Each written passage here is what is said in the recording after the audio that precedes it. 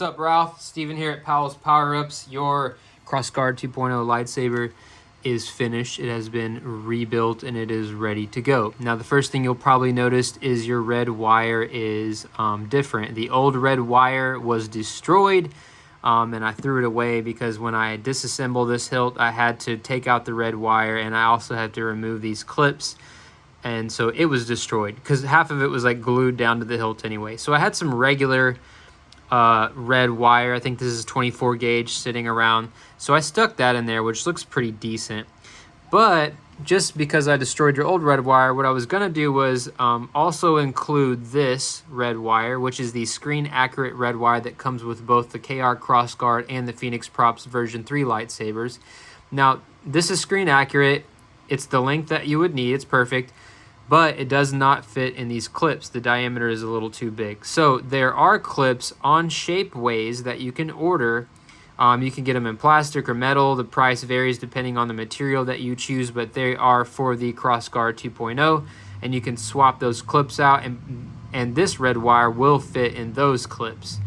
So I'm gonna include this in your in with your saber when I ship it back to you, just so you have it. And I'll send you the link to those clips that I'm talking about in case you want to order them and, you know, upgrade your lightsaber. But if not, this 24 gauge wire works great too, and it looks pretty decent. All right, so let's talk about, I'll talk about the inside first, so we'll flip it over. Now, I don't know what kind of battery you have, but 18650 lithium ion batteries come both PCB protected and non-PCB protected, and you'll notice there's a little difference in the height. The PCB protected is a little bit taller and longer because of the PCB protection circuit on the bottom of it. Both batteries will fit inside of your hilt, and I just wanted to kind of show you that on camera. So hold on, I think I got I had a sneeze. This is what happened during a video. All right, I hold my nose when I sneeze, so don't worry, I don't got boogers on my hands. So this is what the lightsaber looks like whenever you open it up. You have your battery compartment, okay? Now, you have your wires that run from, you know, all your emitters and your button down through a channel that sits in the bottom of this chassis to your CFX, which you can actually see the SD card right there, and I'm gonna get to that in a minute. But you got a spring tab here, okay? So this kind of allows you to fit both batteries in there. That's your negative side. Okay, spring side is negative, and the button head thing here is matches the button top on your battery. So a regular non-protected battery will fit in there, right? And this comes out a lot easier, but the PCB protected one's a little bit longer. So just make sure you keep it a little high on the negative end and push that spring back really hard, and then you can, it's really snug, but you can get that one in as well. Now, because this one's in really snug now, it's a little more difficult to get out. All you do is turn it upside down, okay, and you hit the butt end of your saber to get that positive end out, and you'll see right there it comes out pretty easy. And then you can take it out the rest of the way. So your battery, either battery will work. I don't know what kind you have. It didn't come with one. Actually, you know what? You might have had like a recharge port, didn't you, before? I can't really remember. I'll ask you about it. Whatever you, maybe I'll include a battery, just so you have one. Let's see. So that's your battery compartment. You have some little heat shrink sitting over your wires here just to kind of protect them where the battery sits. I would have done a longer one, but I only have short ones, and I didn't want to try to fit two in there. That would have just been a nightmare for wire management, but the one works fine. Now, let's move on to the CFX. So I wanted you to be able to still access your CFX, okay, and be able to, you know, reach that SD card. So you can change your fonts and change settings and things like that if you want to. And I'm going to show you how to access your CFX because I wanted you to be able to do that. So basically, you're going to turn it over. You're going to take off your belt clip. And then you're going to remove the one set screw that sits underneath the belt clip. It is a different size. It's a little bit bigger. There's one right here. So you're going to unscrew that, right, which will allow you to remove this bottom section here off of your lightsaber. So we're going to pull the red wire up and out also to make sure we can do that, which it just runs right through there just like that. Okay, then you can just take this whole bottom section, and I recommend, by the way, make sure your battery's out whenever you're doing this. This whole bottom section here just kind of slides off, which reveals your speaker, right? So you can see your speaker there. You got a black 28 millimeter one on there. It's an 8 ohm 3 watt from the Saber Merchant. Now, the reason why you take that off is because of the screw that holds that in. It kind of secures the chassis. The chassis, as you can see, actually moves. It's pretty snug.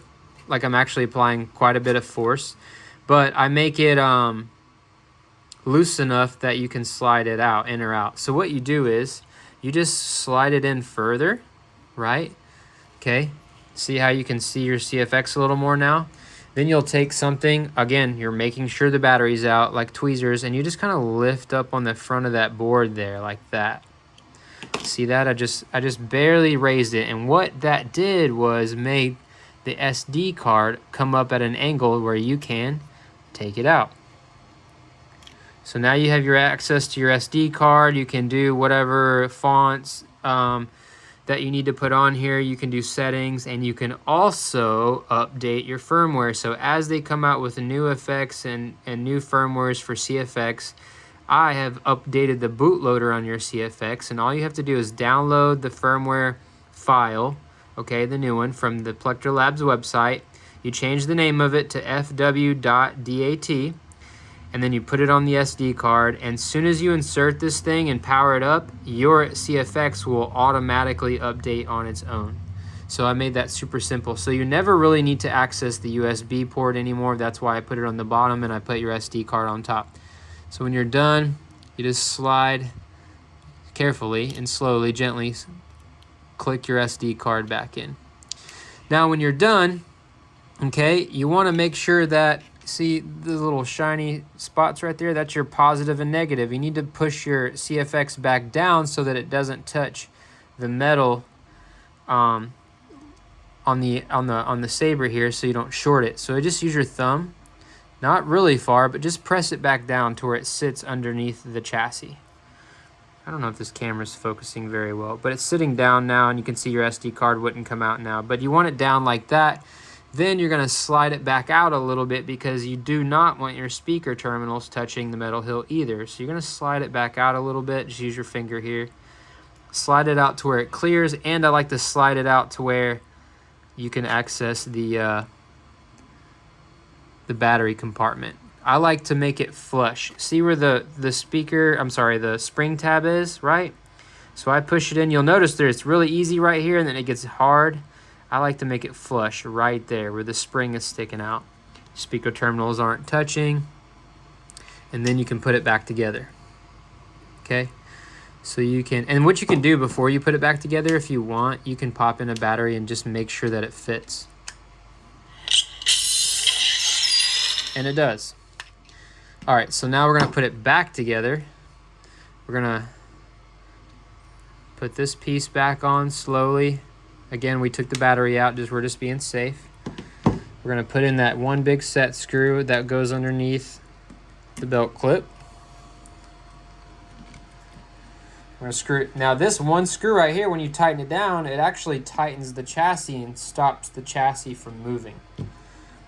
Just so you know for sure that, it's not gonna move around on you while you are, swinging your lightsaber around. So we change out that head. We're going to put our screws back in for our belt clip.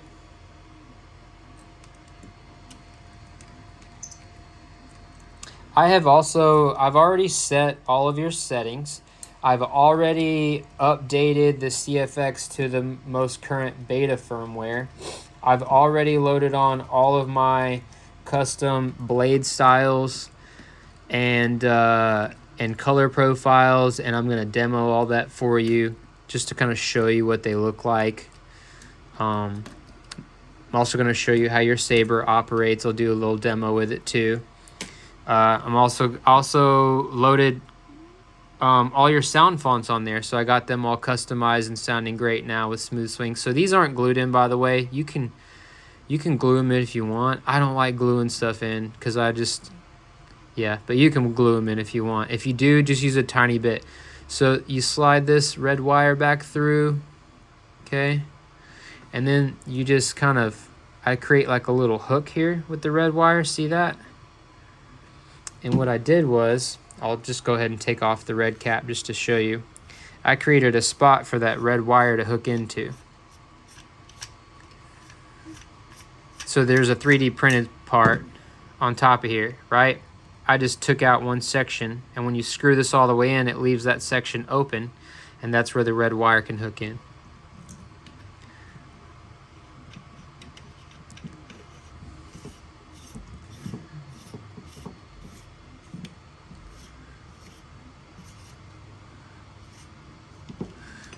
So I just hooked the red wire in, just enough to kind of hold it in place. Then we turn it back over, okay? Then we pop our battery in. I'm gonna put that in, I'm gonna put this on. And now I will demo the lightsaber. So I'll show you your MPXL connectors.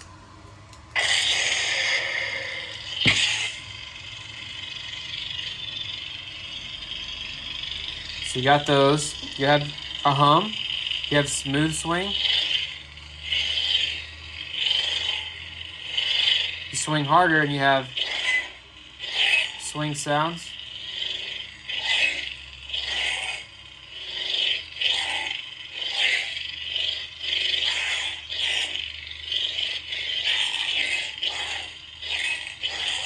You got clashes.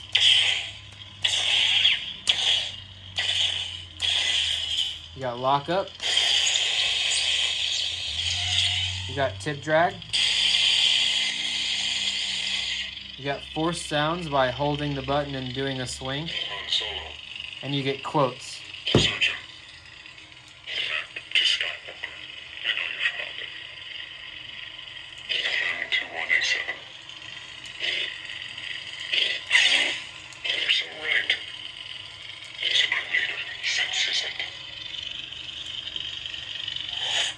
So I'm gonna go ahead and put in a blade now and do a little demo for you. And then, all right, so I got a blade in now. I will say, when I was making this video earlier, there's a cut and a change because I noticed this top retention screw here for your main blade, it was stripped.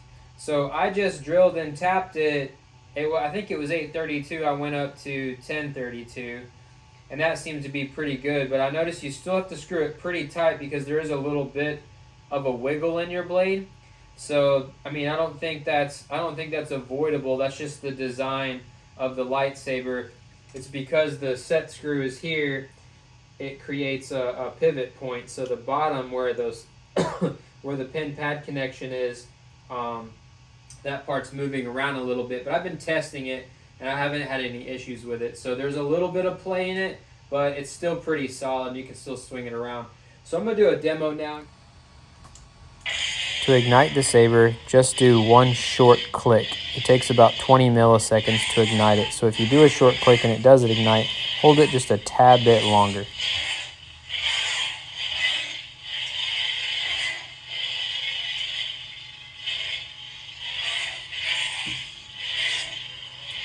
To trigger clashes, just bump the hilt with your hand.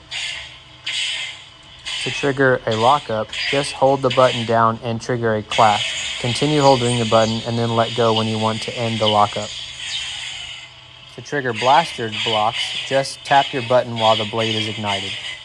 To retract, just hold the button down for 1 whole second. To trigger a tip drag, hold the saber pointing down and trigger a lockup.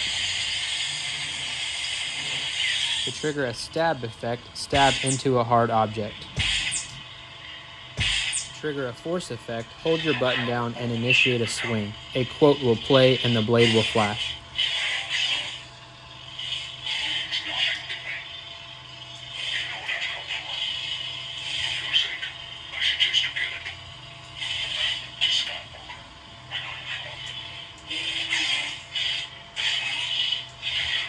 To change colors, hold your button and then twist the hilt to enter spectrum.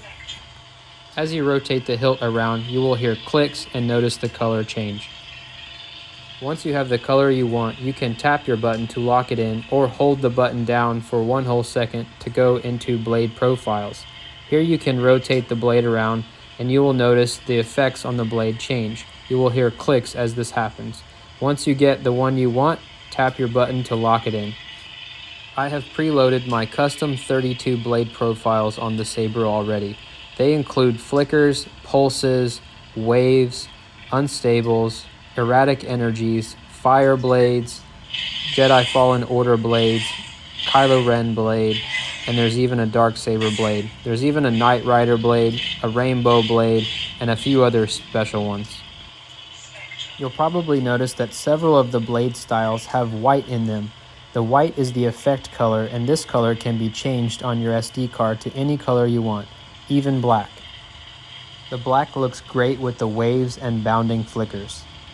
You'll also notice in your colors you have a black blade. This blade only allows effect colors to show up, which also adds some pretty cool effects. The options are pretty much limitless.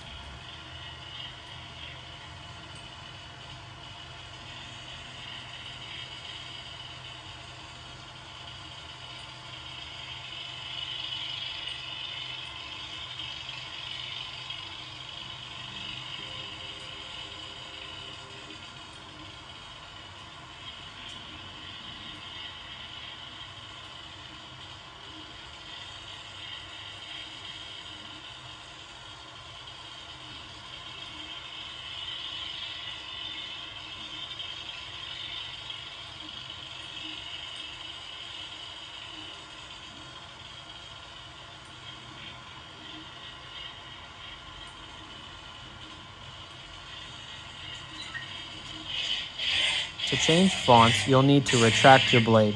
Once the blade is off, you will hold your button for 4 seconds until you hear sound bank selection. Then you can let go.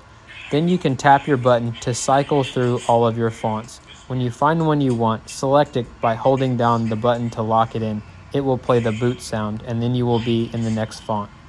You'll probably notice right when I go into the Ray font, the blade is red, which is wrong. So I go into Spectrum, change the color, then I go into the blade profiles and select a flicker. Then I hold the button down to lock it in. This is how you go through and customize all of your blade styles and colors for the fonts you want. And the saber will save them. That way next time you come to that font, that same style will be saved.